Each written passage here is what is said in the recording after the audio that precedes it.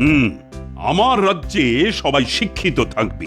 আগামী দিনে এটাই আমার লক্ষ্য। এ তো অতি উত্তম কথা মহারাজ। শিক্ষা না থাকলে মানুষের কিছুই থাকে না মহারাজ। যেমন গোপালের কিছুই নেই।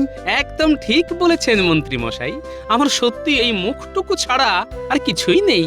আপনাদের কত কি আছে, শিক্ষা আছে, সম্মান আছে। শিক্ষা নেই বলে আমার মনে কষ্ট আছে। তাই আমার চোখে শিক্ষিত মানুষ পড়লে তাকে খুব সম্মান করতে ইচ্ছে করে। একটু ভুল খেলে ফেললুম। আচ্ছা গোপাল, আমার মন্ত্রী সম্পর্কে তোমার কি ধারণা? থাক না মহারাজ, আমার মূল্যায়ন গোপালের মুখ থেকে শুনে আর কি করবেন? ওই কথায় আছে না, রতনে রতন চেনে। শুয়োরে চেনে কচুবন। আমার কাছে কচুবন মহারাজ, মানে মন্ত্রী মশাইয়ের কথা অনুযায়ী আমি হলে উনি কচুবন। গোপালের সাথে কথায় পেরে ওঠা মহা কঠিন কাজ। কি বলো সভাকবি? যথার্থ বলেছেন মহারাজ, গোপালের মুখে সরস্বতীর রাজ। পণ্ডিত, ভালো করে শিক্ষিত মানুষ তৈরি করুন। আমি আরো বিদ্যালয় প্রতিষ্ঠা করব। দান ছত্র করে করে রাজকোষাগার শূন্য, তার উপর আবার নতুন বিদ্যালয়ের পরিকল্পনা। সবাই চলে যাক, তারপর আমি বোমাটা ফাটাবো। তাহলে আজকের মতো সভা সাঙ্গ হলো। কাল থেকে বিদ্যালয়ের জন্য জায়গা দেখা শুরু হবে। জয় মহারাজ কৃষ্ণচন্দ্রের জয়। কি হলো, কিছু বলবে নাকি মন্ত্রী? মহারাজ, রাজকোষ শূন্য হতে চলেছে। এই মুহূর্তে আমাদের হিসেব করে চলতে হবে। বলো কি, সত্যি নাকি? সত্যি মহারাজ।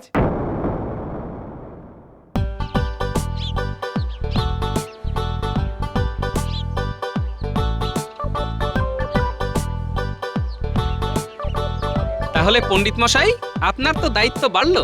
কি করে সামাল দেবেন? আজ একজন ভালো শিক্ষিত যুবককে নতুন বিদ্যালয়ের দায়িত্ব দেবো, আমার ছাত্র। তবে তো কথাই নেই, আমাদের এই রাজ্যে অশিক্ষা থাকবে না। শিক্ষা পায়নি বলে আমার খুব কষ্ট পণ্ডিত মশাই। গোপাল, তোমার মুখে তো মা সরস্বতী বসে আছেন। শিক্ষা কি পুঁথিতেই আটকে থাকে? পুঁথিগত বিদ্যা বিদ্যা নয়, এটা সব সময় মনে রাখবে। কোনো দুঃখ করো না, তুমি তোমার মতন পণ্ডিত, এটা আমার মত। তো তোমরা তো সব শুনলে, এবার বলো তো আমাদের এখন কি কর্তব্য? মহারাজ, এই অবস্থায় আমাদের নতুন বিদ্যালয় স্থাপনের জন্য অর্থ ব্যয়ের কোনো প্রয়োজন নেই। আমাদের যা বিদ্যালয় আছে তাতেই অস্থির। তুমি ঠিকই বলেছো মন্ত্রী। গোপাল, তোমার কি মত? মহারাজ, আমি একজন অশিক্ষিত মানুষ। আমার এই মোটা মাথায় একটা পরিকল্পনা এসেছে। বলো শুনি। আমাদের দেশ কৃষি প্রধান দেশ। আমরা যদি চাষিদের শিক্ষিত করতে পারি তাহলে চাষাবাদ বাড়বে, ফলন বাড়লে চাষিদের আয় বাড়বে, চাষিদের হাতে বেশি অর্থ এলে রাজ্যের আয় বাড়বে মহারাজ। বাহ, খুব ভালো প্রস্তাব। গোপালের মাথা থেকে এর থেকে ভালো আর কি বের হবে? হ্যাঁ, আমার পেটে খিদের আগুন জ্বলছে, আর তুমি বললে জমিতে বীজ ছড়িয়েছি, ধান হবে, তা থেকে চাল হবে, তারপর ভাত। সহজ উপায় কিছু আছে? না মন্ত্রী মশাই, এর থেকে সহজ রাস্তা আমার জানা নেই। তাহলে চুপ থাকো। মহারাজ, আমার মাথায় একটা দুরন্ত পরিকল্পনা এসেছে, কিন্তু মহারাজ আমি ওটা আপনার সাথে একান্তে আলোচনা করব। ঠিক আছে মন্ত্রী, মন্ত্রী ছাড়া সবার ছুটি। যাও যাও সবাই।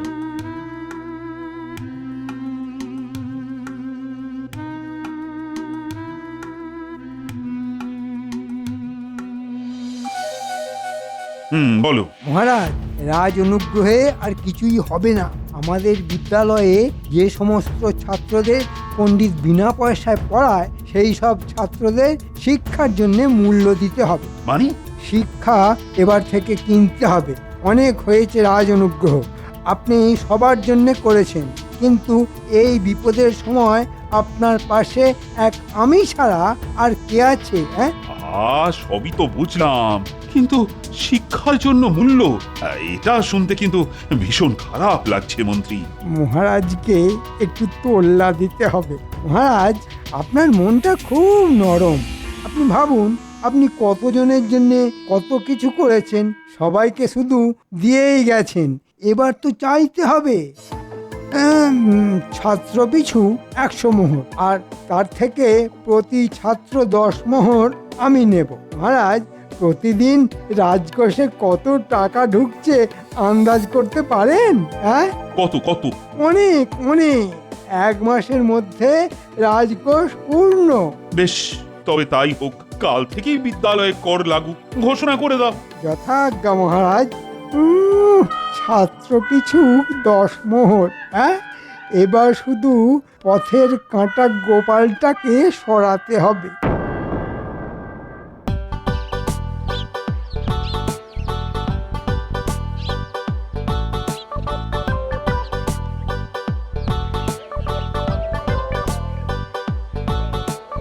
খুব যে খেলছিস, তা তোদের পরীক্ষা কবে? দেরি আছে গো গোপাল দাদু। পড়াশোনা ঠিক করে করছিস তো, না শুধু দিনরাত খেলেই বেড়াচ্ছিস? হ্যাঁ, বাড়িতে গিয়ে মাকে জিজ্ঞেস করো, মা কি বলে দেখো। আমি কাউকে কিছু জিজ্ঞেস করব না, শুধু পরীক্ষার ফলটা দেখব। শুনুন, কাল থেকে সকল বিদ্যালয়ের ছাত্রছাত্রীদের ওপর 100 মোহর কর ধার্য হলো। শুনুন শুনুন শুনুন। এটা কি রকম হলো? শিক্ষায় কর, মহারাজের কি মতিভ্রম হলো? কর আবার কি গো গোপাল দাদু? এখন ঠিক বোঝাবার মতো অবস্থা নেই রে। আমাকে এক্ষুনি মহারাজের কাছে যেতে হবে।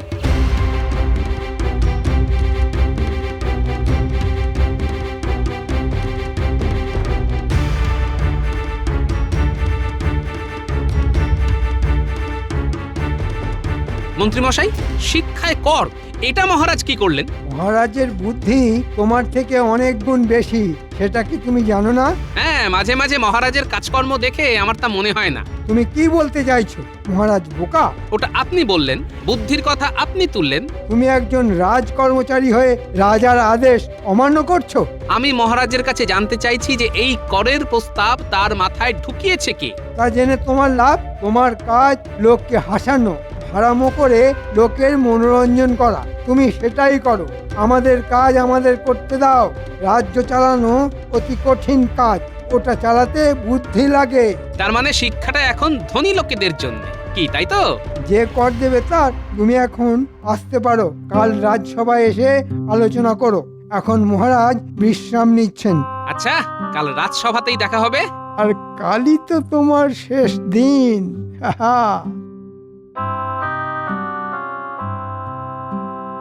মহারাজ, আমার একটা প্রশ্ন আছে। প্রশ্ন বলো শুনি। এখন থেকে বিদ্যালয়ে পড়তে গেলে 100টা মোহর কর দিতে হবে? হ্যাঁ গোপাল, আসলে রাজকোষের অবস্থা তো খুবই সঙ্গীন। তাই রাজকোষে অর্থ না এলে উন্নয়ন যে থমকে যাবে। আমি মানলাম মহারাজ, রাজ্যের উন্নতির জন্য অর্থের প্রয়োজন, কিন্তু প্রাথমিক শিক্ষাটুকুর জন্য কর, এটা মানা যাচ্ছে না মহারাজ। তোমার মানা না মানাতে কিছু যায় আসে না। মহারাজ আদেশ দিয়েছেন এবং আমাদের সবাইকে মানতে হবে। মহারাজ, আমি করজোড়ে অনুরোধ করছি, এই আদেশ আপনি প্রত্যাহার করুন, না হলে রাজ্যে অশান্তি দেখা দেবে মহারাজ। গোপাল কি হুমকি দিচ্ছে? গোপাল, তুমি কি হুমকি দিচ্ছ? গোপাল, তুমি মহারাজের আদেশ না মেনে অত্যন্ত অন্যায় করছো। মন্ত্রীমশাই, আপনার ন্যায় অন্যায় নিয়ে আপনি থাকুন। আমার জাগ্রত বিবেক যা বলবে আমি তাই করব, আর আমি হুমকে দিচ্ছি না, আমি সতর্ক করছি। মহারাজ, সতর্ক হন, এখনো সময় আছে। গোপাল, তোমার কথায় কিন্তু আমি বিদ্রোহের গন্ধ পাচ্ছি। আমি চাই না এই কথা নিয়ে আর কোনো আলোচনা হোক। আমার সিদ্ধান্তই চূড়ান্ত। তোমার যদি আমার আদেশ মানতে অসুবিধে হয় তাহলে আসতে পারো। এই দিনটার জন্য কতদিন অপেক্ষা করেছি, আজ সফল হলো। আমি চললাম মহারাজ। আজকের পর থেকে আমি তোমার মুখ দর্শন করব না।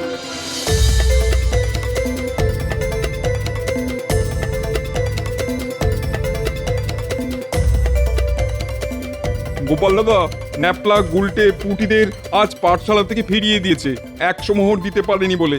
মহারাজের এই কেমন সিদ্ধান্ত? চাষির ছেলে কি চাষিই থাকবে? মহারাজের মতিভ্রম হয়েছে। তুমি কিছু করো গোপাল দাদা। দেখছি আঙুলটা বেঁকাতেই হবে। মহারাজকে ছোট হতে দেব না।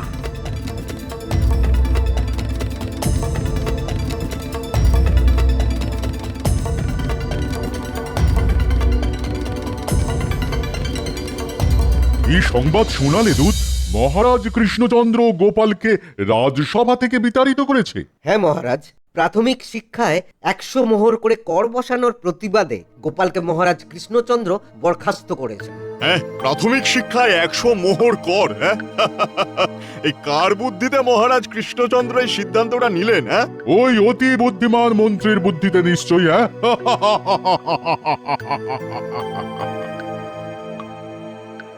বিজ্ঞানী, একটা কিছু উপায় বার করুন, গরিব চাষির ছেলে মেয়েগুলো যাতে পড়তে পারে। আমি আমি একটা যন্ত্র আবিষ্কার করেছি, তার নাম পেরিস্কোপ। হ্যাঁ, ওই জানলার মধ্যে ঢুকিয়ে দিলে বোর্ডে যা লেখা সব দেখা যাবে। হ্যাঁ, ওই লুকিয়ে সব কিছু দেখতে পাবে। হ্যাঁ, বাহ বাহ বাহ বাহ! এই পেরিস্কোপ গুলটে ন্যাপলা পুঁচকেদের দিলে লেখাপড়াটা করতে পারবে। আমার অনেকগুলো পেরিস্কোপ লাগবে। রাজ্যে তো গরিবের সংখ্যা অনেক, সব গরিব যাতে করে লুকিয়ে পড়াশোনা করতে পারে তার ব্যবস্থা করতে হবে। আমি তোমার সাথে সব সময় আছি গোপাল। ধন্যবাদ বিজ্ঞানী, আমি এখন চলি, অনেক কাজ আছে।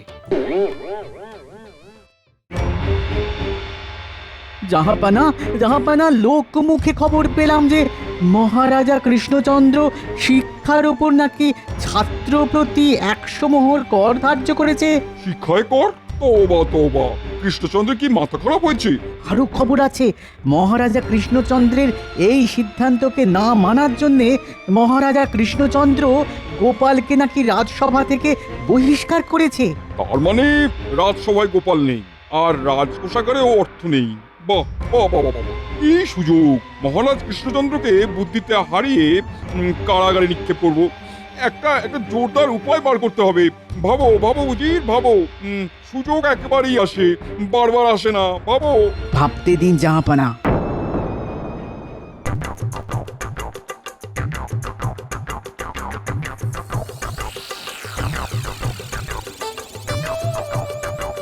পেরিস্কোপটা দিয়ে ঠিকঠাক পড়তে পারছিস তো গুলটে?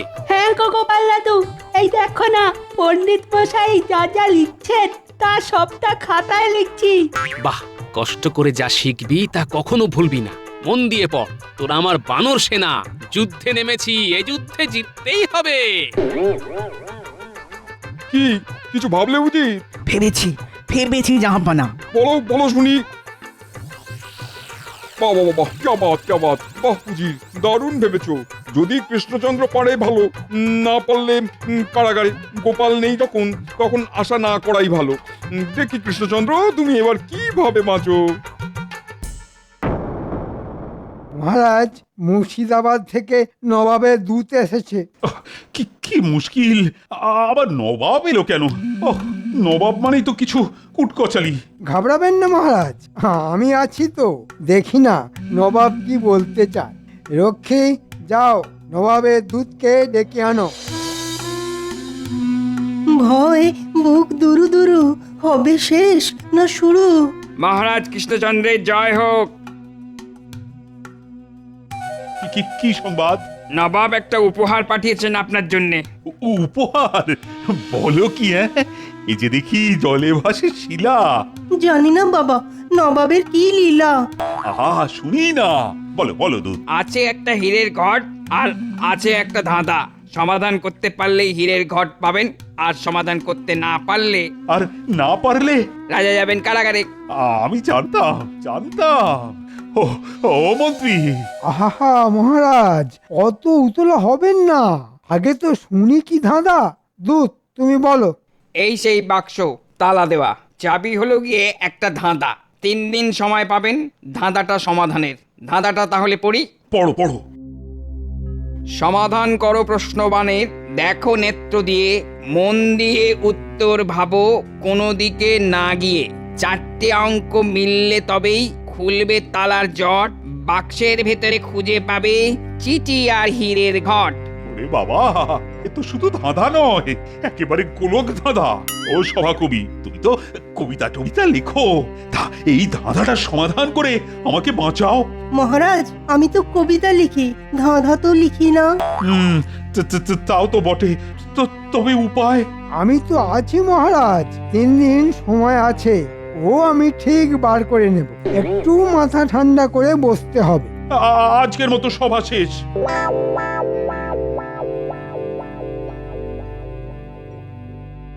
মহারাজ, আপনাকে চিন্তিত দেখছি। কোনো সংকট এসেছে? হ্যাঁ রানী, আজ নবাবের দূত এসে একটা ধাঁধা সমাধানের জন্য দিয়ে গেছে। বলেছে সমাধান করলে হীরের ঘট পাবো, আর না পারলে কারাগারে যাব। শক্ত ধাঁধা, ও রাজসভায় কেউ পারেনি। কেন গোপাল? গোপাল পারেনি? হ্যাঁ, মানে তোমাকে তো অনেক কিছু বলা হয়নি। মানে গোপালকে আমি বরখাস্ত করেছি। সর্বনাশ! সে কি? কেন? সে অনেক কথা, এখন এ কথা বলার মতো মনের অবস্থা আমার নেই। সে আপনি যাই করুন, আমার মনে হয় এই বিপদ থেকে আপনাকে উদ্ধার করতে পারে একমাত্র গোপাল।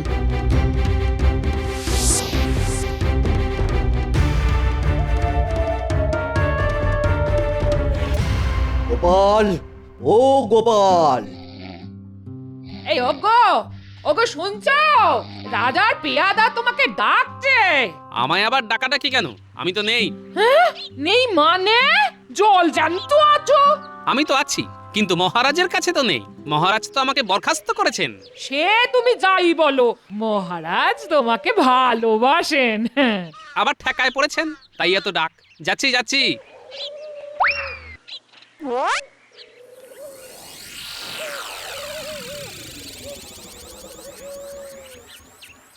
বলো ভাই, কি ব্যাপার? এত ডাকছো কেন? মহারাজের জরুরি তলব, এক্ষুনি যেতে হবে। তুমি এগো, আমি আসছি। যাই দেখি মহারাজ আবার কি বিপদে পড়লেন। ঠাকুর, ঠাকুর একটু মুখ তুলে চাও। ঠাকুর, দুর্গা দুর্গা দুর্গা দুর্গা, জয় মা, মানুষটাকে একটু দেখো মা। জয় মা, জয় মা। এটা আপনি কি করলেন মহারাজ? ওই রাজদ্রোহী গোপালকে আবার ডাকলেন? সাধ করে কি আর ডেকেছি? ওই গোলক ধাঁধার ফাঁদে পড়ে ডাকা হয়েছে। তুমি কি ধাঁধার সমাধান করতে পেরেছো মন্ত্রী? মানে চেষ্টা চলছে, হয়ে যাবে হয়ে যাবে। যদি না হয়, না হলে তবে তো আমায় কারাগারে যেতে হবে। প্রণাম মহারাজ। এটা কি ধরনের বেয়াদবি গোপাল? আগে আপনি তো আমার মুখ দেখবেন না বলেছেন। রাজাজ্ঞা অমান্য করি কি করে মহারাজ? আচ্ছা আচ্ছা আচ্ছা, আমার ঘাট হয়েছে, ঘাট হয়েছে। ফেরো ফেরো আমার দিকে। মরকটটা আবার জ্বালাতে এলো। বলুন মহারাজ, আপনার কি সেবায় লাগতে পারি? মন্ত্রী, শোনাও ধাঁধাটা। ও গোপাল, তোমাকে কিন্তু এর সমাধান করতেই হবে। সমাধান করো প্রশ্নবাণের, দেখো নেত্র দিয়ে, মন দিয়ে উত্তর ভাবো কোনো দিক না গিয়ে। চারটে অঙ্ক মিললে পরেই খুলবে তালার জট, বাক্সের ভিতরে খুঁজে পাবে চিঠি আর হীরের ঘট। তা মহারাজ, আমি তো মুখ্য সূক্ষ্ম মানুষ, যাতে নাপিত। আমি কি পারবো? পারলে তুমি পারবে গোপাল, না পারলে আমাদেরই ফাটা কপাল। মহারাজ, আমি এই ধাঁধা সমাধানের বুদ্ধি লাগাতে পারি, কিন্তু আমার একটা শর্ত আছে। শর্ত? হ্যাঁ মহারাজ, শর্ত। শিক্ষা খাতে যে কর বসিয়েছিলেন সেটা তুলে দিতে হবে। দেখলেন দেখলেন মহারাজ, গোপালের বজ্জাতিটা দেখলেন? ও কিরকম চাপ দিচ্ছে।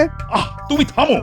কর তুলে দিলাম, তুলে দিলাম, ঠিক আছে, কিন্তু আমারও একটা শর্ত আছে। তুমি যদি না পারো, তবে তুমি আমার এই রাজ্য থেকে চিরকালের মতো চলে যাবে। রাজি?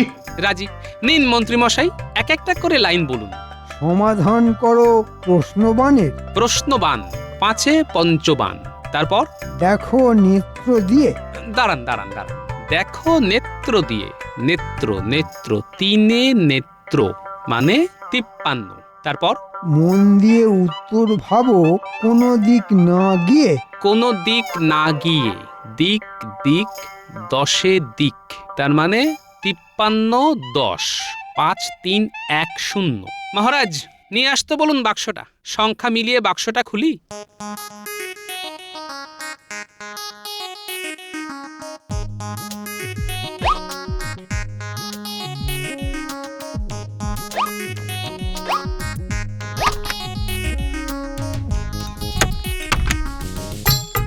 সাবাস গোপাল, সাবাস।